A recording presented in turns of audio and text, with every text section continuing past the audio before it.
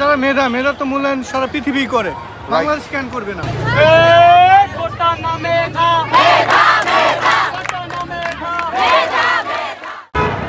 কত হচ্ছে কি এই যে কোঠার সমস্যাটা, হ্যাঁ কি আসলে চিন্তা করে দেখা যায় যে বাংলাদেশে এই মুক্তিযুদ্ধ কোঠাকে 30% দেওয়া হয়েছে। বাংলাদেশে মুক্তিযুদ্ধ কয়জন? শতকরা 2%, 2%-এর কম হবে।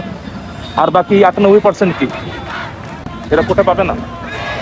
মুক্তিযুদ্ধে গেছে, পৌষ কোঠা গেছে, তারপর প্রতিবন্ধী কোঠা আছে, আরো অনেক আছে এরকম।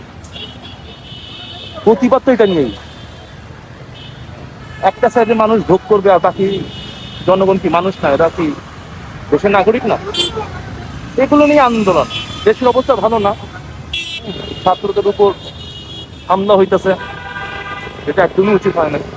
সরকার চাইলে এটা 1 মিনিটে শিথিল করতে পারে, কিন্তু হচ্ছে না।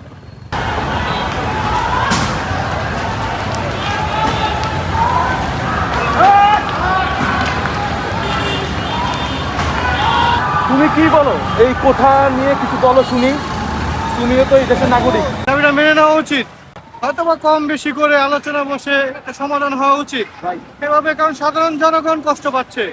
এই যে এই সহিংসতা, অনেকে প্রাণ যাবে, সবকিছু ঠিক হবে, অলরেডি গেছে, অনেকে আহত হবে, তারা সারা জীবন বয়ে বেড়াবে।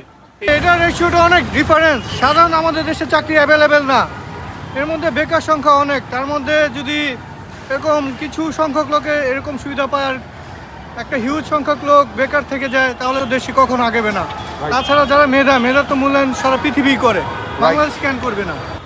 টিয়ার সেল ছোড়া হয়েছে, চোখ ঝুলতে থাকা যাচ্ছে না। ওটাই বললাম, এই জ্যামজামে কিন্তু কবে শেষ হবে? সমাধান হওয়া উচিত। সরকার চাইলে 1 মিনিটে শিথিল করতে পারে, 1 মিনিটে।